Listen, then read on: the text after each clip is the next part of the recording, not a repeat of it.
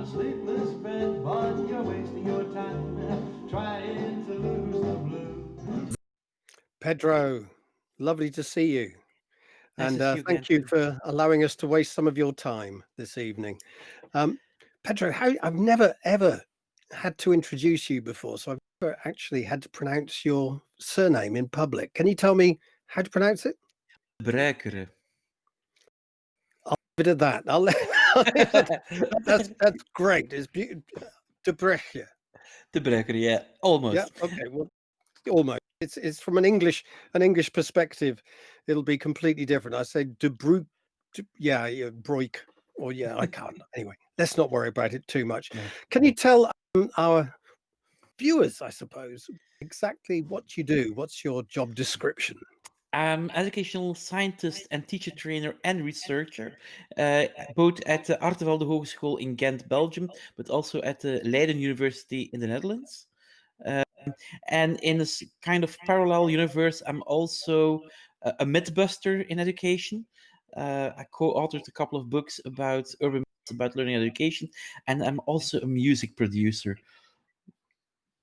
And I've seen quite a few of your videos you put out there with your band as well, which are superb. But we are mainly interested in your education research this I evening. thought so. I thought so. I thought so. Yeah. So no singing, no singing No, Mac the Knife with me or anything like that, I'm afraid. Look, that's for the you've outtakes. That's for the that's for the outtakes. outtakes. Yeah, we'll put that on later. Now, you produced a couple of blog posts this week that caused a bit of a stir, should we say? And they're based on, well, I'll read out the title for them. Some really bad news about learning during this pandemic based on actual data from 3 different countries. Can you share the data and the conclusions you're drawing, Pedro? Yeah. Well, for the past 6 months, there were a lot of studies being published about what the effect of Corona would be on education and the learning effect of everything. But they were just predictions. Now we have a couple of studies, an American study, a Dutch study, and a Belgian study that used actual data. So it's not a prediction, it's just figuring out what is the effect of Corona, and the news isn't that good. Let me start off with the situation in Flanders. We have had a lockdown for a couple of months, and the effect of learning loss is much bigger than the actual time that we were in lockdown. So we were locked down for 2-3 months. It depends on which age group who went back to school, and they lost on average 6 months of learning. If we look at the results in the Netherlands, they have one of the most lightest forms of lockdown. They were closed for 8 weeks. But if you look at what the average learning was during these 8 weeks, it's nothing, close to nothing. And if you look to the American study, there we see that from the day the lockdown began, then only the very wealthy students didn't lose anything, but the middle class income kids and the low income class kids performed way, way worse. And um, this is in line with a lot of predictions that were made by smarter people than me based on research on school strikes, research on earthquakes and other natural disasters, and also based on summer loss research. And everybody agreed this would have an effect. But the effect is quite depressing, and it has always one thing in common. On average, the result is really bad, but there are huge differences among the different students, quite often linked to the income of the families. Right. Okay. So in terms of making any conclusions of this, do you think it's because people at low income families didn't have tech at home, or the schools that tend to provide education for those children weren't producing lessons for home learning? Or was it the parents? Well, We have some information, for instance, about the Netherlands, where there was another study where Thijs Bol from the University of Amsterdam actually checked. And what we've seen, for instance, is that having a computer or not can have an influence, but that's just one element. Another element is, do you have a quiet room to study? Have you a quiet workspace to work for school? If that's not the case, then it's getting worse by the minute. Another element, and that's also very important, is he checked, Tespol checked also the parents, what they expect, what they wanted to do. And what we've seen from that data is that everybody, every income level, the parents were convinced education is important and key. And they checked on the children if they worked for school. They did this. But if you look at were they able to help those kids, then, for instance, lower income parents were much less able to help their children, and also not really connected to the income, but how much or how well educated the parents were. Then a lot of parents felt if they were lower educated that they weren't able to help, and that's why they also well help their children less. Okay. And does this come for all subjects, or are some subjects worse than others? Perhaps maths and science is different than the arts, perhaps? Well, if we look at the results, every study is still limited. We have three studies, but all the results are very pinpointed at an age group or. But for instance, in Belgium, we saw that the loss is much bigger for language than for math. For sure, in the lower income group. Um, in the study of the Netherlands, it was a bit similar, but for instance, in the study of the United States, they only looked at mathematics, so I can't compare that well. Right. Okay. And I mean, to some extent, it's obvious, isn't it, that if kids aren't in school, they don't get educated so well. Well, I think that's very harsh on all those teachers who work their heads off to try to give them a good education online.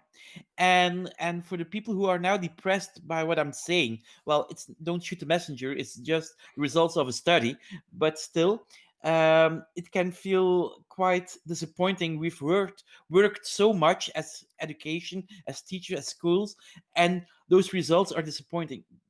Yeah. It's And maybe, sorry, carry on. yeah, it's maybe a sad consolation, but uh, the chances are there that if we wouldn't have tried to do our best online, then it would have been even worse. Okay. No, you'd say in your first blog post, it's also some kind of warning for people hoping for a digital revolution in education, and you've hinted at that in what you just said. Now, is this because, and I just want to clarify this, is this because the lessons were rushed and people suddenly put into lockdown had to provide um, lessons online, or didn't provide lessons online, and just provided worksheets or supportive material or whatever? Or is it likely to be because of other things? I'm quite convinced that the first element is also playing a big role in everything, because if you want to do online education, it takes a lot of time, effort, and money, and nobody had that at that moment. So it was rushed. But if we look at the research on online education, then we see in the best case, the average is similar to regular education. But behind this average, there are huge differences. And what we've seen, some schools did a great job, but most of those schools had already a lot of experience and a lot of material ready to switch to online. Um, but at the same time, quite often those schools are also schools for children of higher income, and it's easier to do it for those children than for children who don't have that kind of background. Um, I'm afraid I'm not so much against digital education, and I do think that online or digital or even distance education can have its merits. But I'm very much afraid that people who think that now we're ready to stay online, because for the past 7 months we were online most of the time, this was not the best way of teaching stuff online. We see the results, and actually, I think that a lot of people who are in favor of online education should be warned that they shouldn't use what has happened for the past 7 months, because I'm afraid, but if other studies confirm what we have experienced for the past 7 months, that there will be a kind of backlash against online education. And also with online education, you don't get to sit with your peers and No, to share your working, your thinking, or just share life together and all that as well. yeah, but that's something very important you mentioned. We have now aimed in those two blog posts on what does this mean for learning. But a school is much, much more than the cognitive element. Cognitive is key for sure, but data that I didn't mention in my blog post, but something that I've learned from a situation here in Flanders in Belgium. For instance, during the lockdown, the amount of children who were confronted with abuse has risen by 80% during lockdown. If Sometimes we forget that school can also be a safe haven for children, and they lost that safe haven. If we look at research that we are conducting ourselves, for sure, if we look at teenagers, they are missing their friends. We are all missing our colleagues and our friends, but for those, it's in a very important element, a very important phase of their life, where that building up friendships, having interaction with peers, finding a first loved one. Uh, those elements are so important, and they are not able to do this. And what we see from research is that those students, 12-year-olds, 40-year-olds, 60-year-olds, college students, are feeling really bad. Not all of them. Some are okay, but we see that the amount of youngsters having a real bad time is augmenting very fast. And it's the same for all of us as well, isn't it, Pedro? Because we often bump into each other on the international circuit at various venues around the world, and we can only see each other from this sort of distance at the moment. Not that you're my first loved one or anything like that, but Let's be clear. but It's not it's not the same in this case here. yeah, no, right.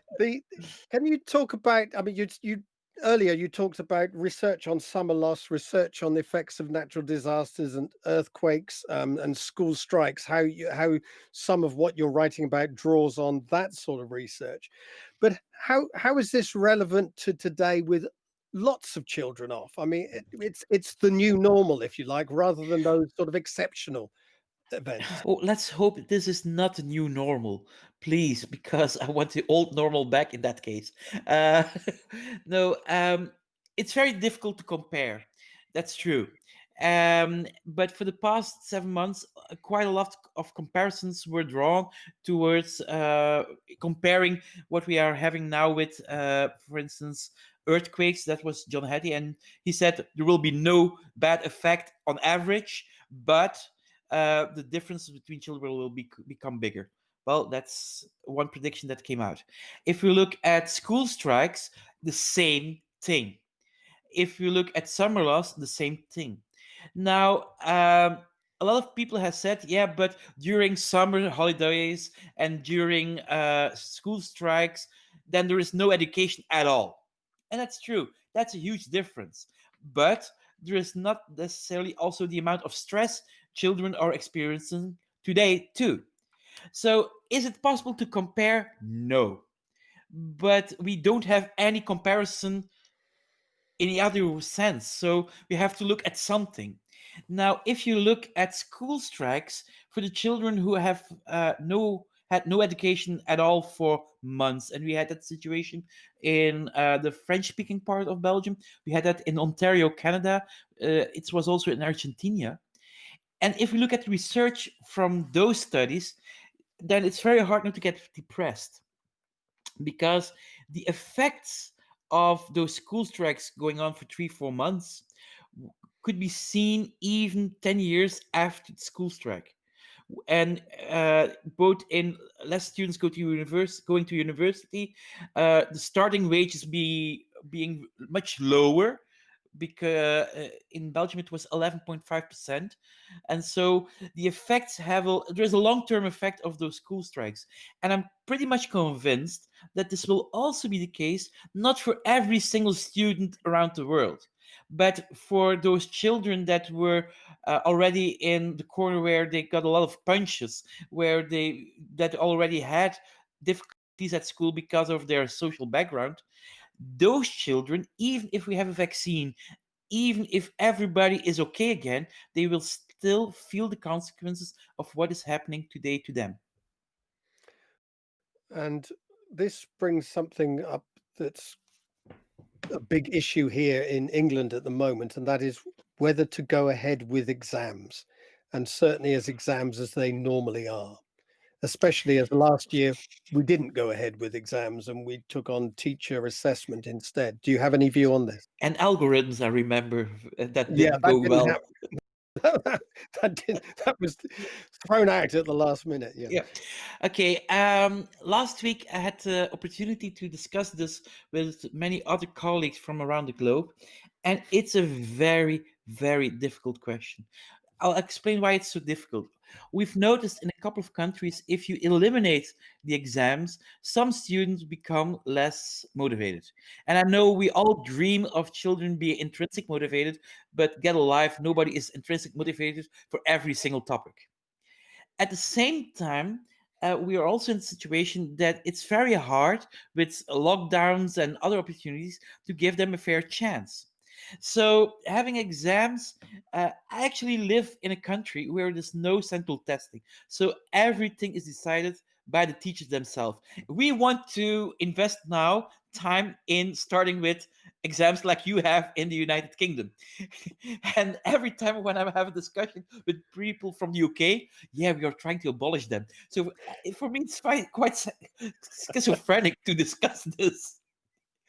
Now, I'm very much against central testing personally, but that's a personal opinion. But as a scientist, I also have to agree that a lot of teachers who are or scientists who are in favor of such exams have very good talking points, and they are right on a couple of points, because what we've seen in a lot of countries, if it's only decided by the teachers, then some prejudice can take his role. Then we see that some children get worse advice based again on their background. So a combination where you have teacher assessment, but also a kind of objective control mechanism that teachers can see, oh, wait a minute, this child is maybe better than I thought. I do think we need this in any kind of way. And also I want to add something. We do have central tests for the past 20 years in Flanders, but in a very strange way, because only the schools see the results, not even the own children see the results, because it's a kind of quality mechanism so that schools know if you are doing well with our kind of audience or not, and what subjects need to be fixed. Okay, but difficult to bring in a system that totally changes things in a jurisdiction like England, I suppose, at the Oh, last minute. it's impossible. It's Yeah. impossible. What I do think, I think that you need exams because you had the system already, but maybe think about how you can do a bit less, so that you can do it in a safe way and give children enough time, or youngsters enough time to do them. But again, I'm a foreigner from Europe, Yeah, and yeah. you said no to Europe, so bye, good luck with it. Oh, oh, now I see how you're playing this game. It's all about Just kidding, Brexit. just kidding, just kidding, just kidding. Now, some people, because of all over Europe, I mean, I think this is something Belgium as well is suffering from quite harshly, and that is the numbers of COVID cases are rising. Now, all over Europe, people are closing down, but Yeah. schools are remaining open. Do Yeah. you generally feel that's the right thing? Well, for the past month, I worked together with a multidisciplinary team trying to answer this question. Actually, researchers from the KU Leuven has put together a lot of scientists, both educational scientists, psychiatrists.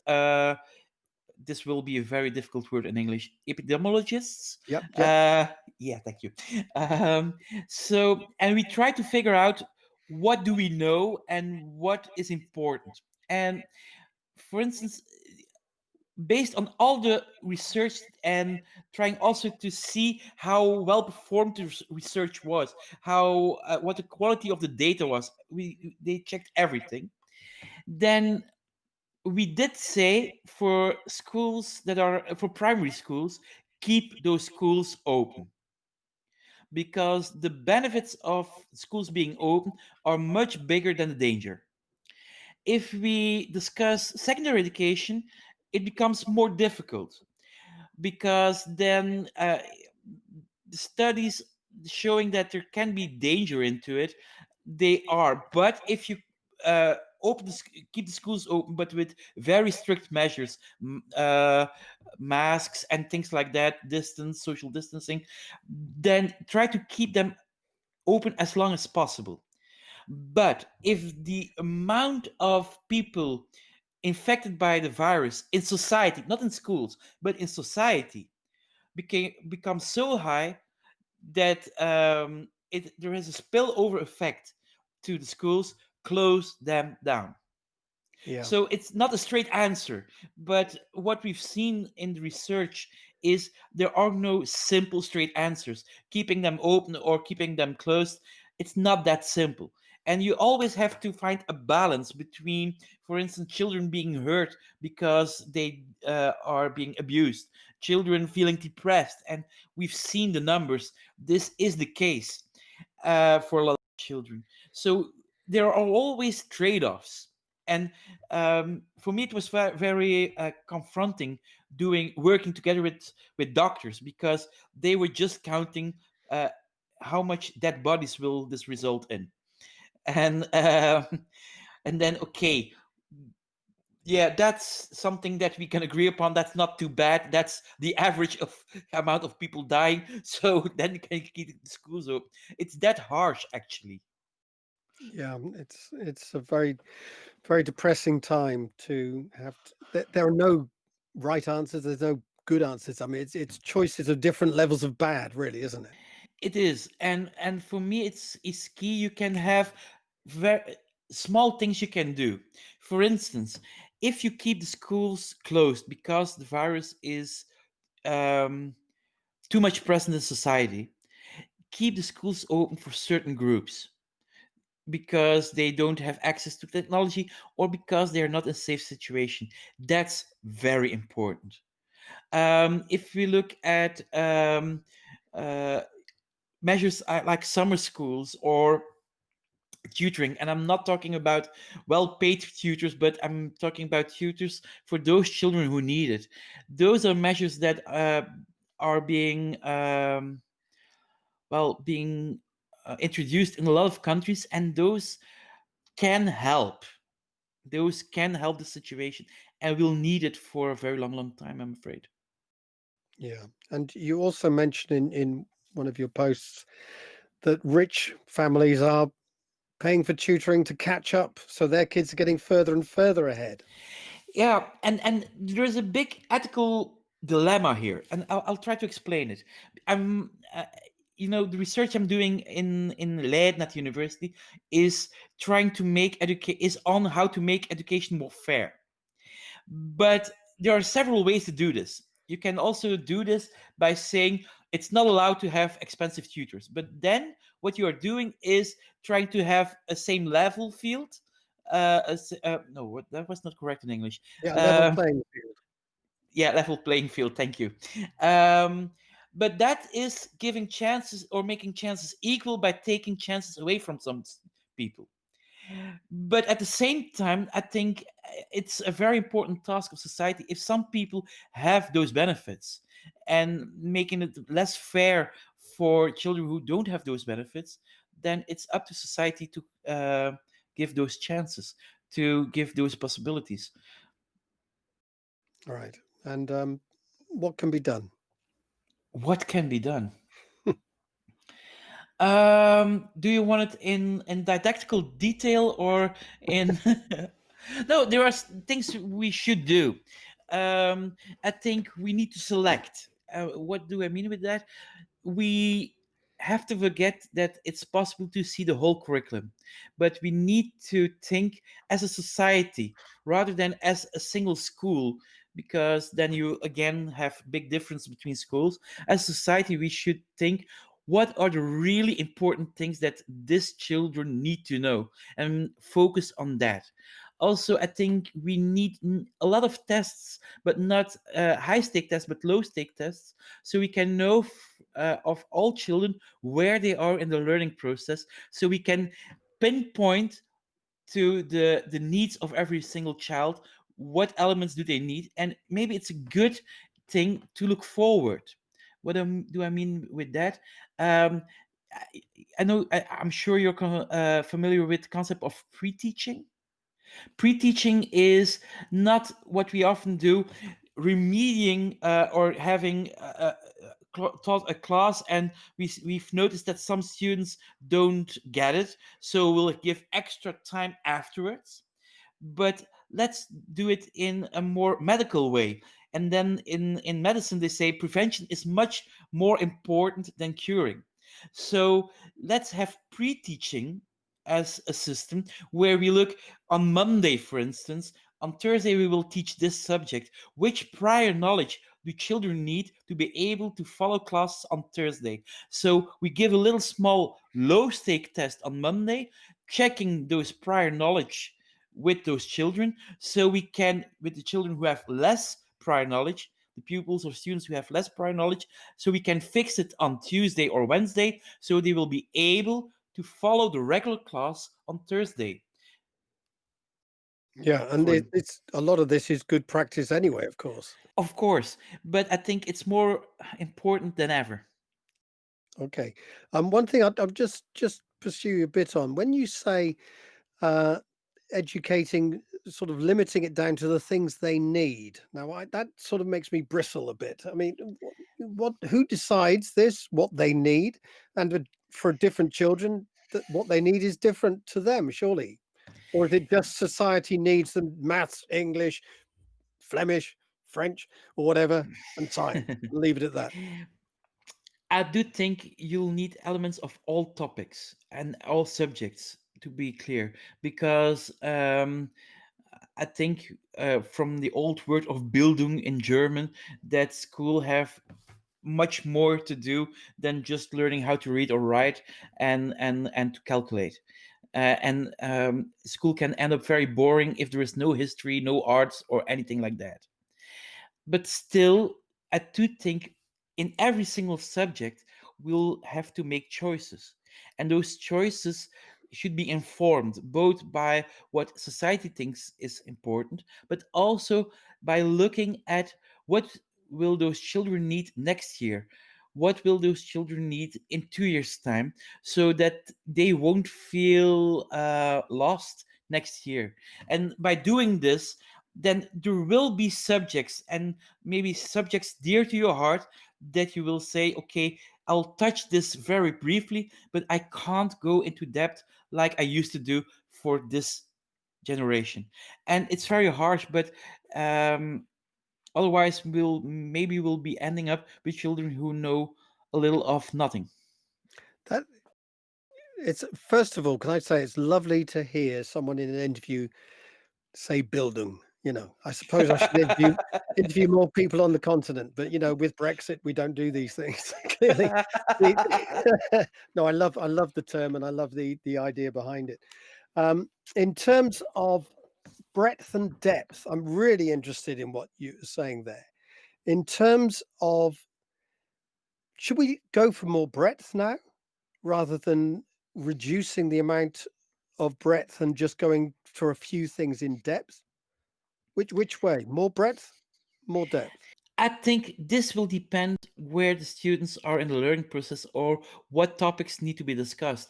Because, for instance, if you discuss um, reading and understanding text, then I should say in the Netherlands and in Belgium, we should go in depth with that because we've noticed that our children are really underperforming.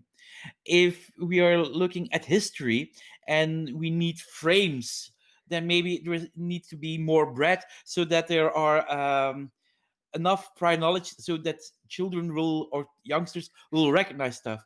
But it's not such an easy task for a single person to answer because I'm an educational scientist. I'm not an expert on every single topic being taught in school.